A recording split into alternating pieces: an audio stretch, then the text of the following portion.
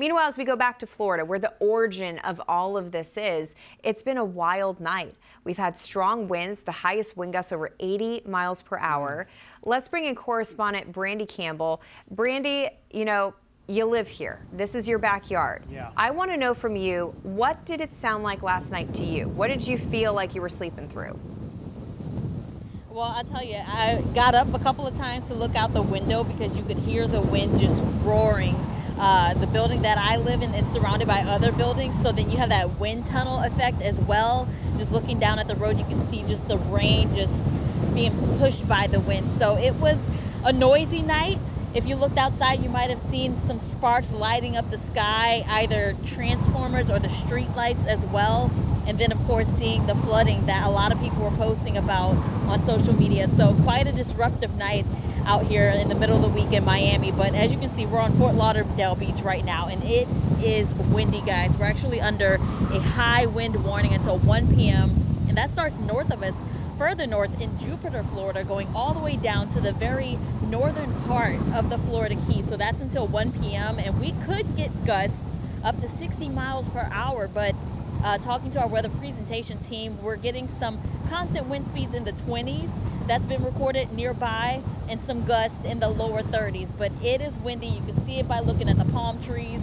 The sand is thankfully, for the most part, pretty wet, so it's not flying as much.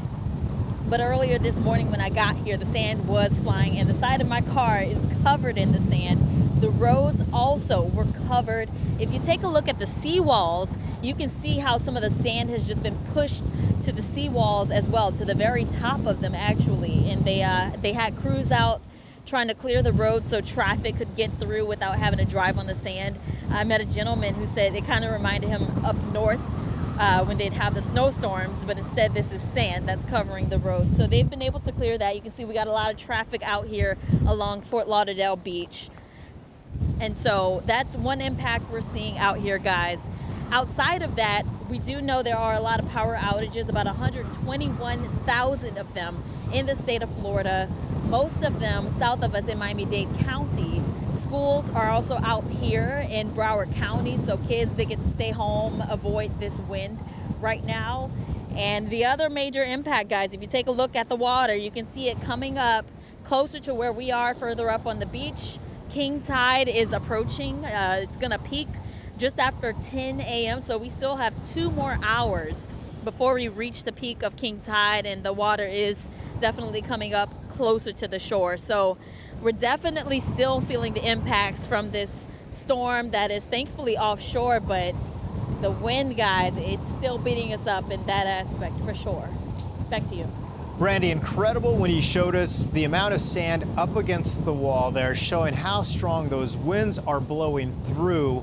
When you're looking at the surf, and you can see some of it got very close to that lifeguard stand behind you, might be interesting. I don't know if you have something that you can stick in the ground and then watch the high tide come in for the next 2 hours, because it looks like you've got about 2 hours as that's going to continue to build and get closer to maybe even that lifeguard stand behind you as well. It'll be interesting to watch. Yeah, the we can progression. definitely make a marker. That'd be good, and right? hopefully the wind doesn't take it away. Yeah, Yes. exactly. And you got to be careful. Cover your eyes too, because that wind blowing around. It's interesting you mentioned the rain coming down, because that patted down or packed down some of the sand as well, so it's not blowing around quite as much. Meantime, getting out there, did a lot of it go over onto the road and they had to clean up the sand from some of the roads?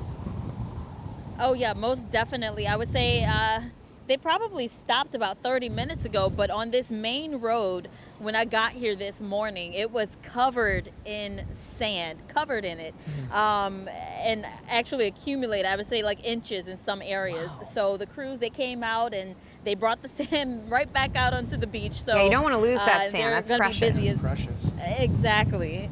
We need the sand. They also had to pick up, parts of the palm trees that also had been, fallen as well during the storm. So kind of a slow drive this morning where you got to keep your head on a swivel there. Brandy, thank you so much for the update. Stay safe out there. Watch your eyes. We'll check in with you soon. I'm Amy Freeze. Welcome to Fox Weather's YouTube page. We have more great videos on the way, so make sure to subscribe to stay updated on all things weather.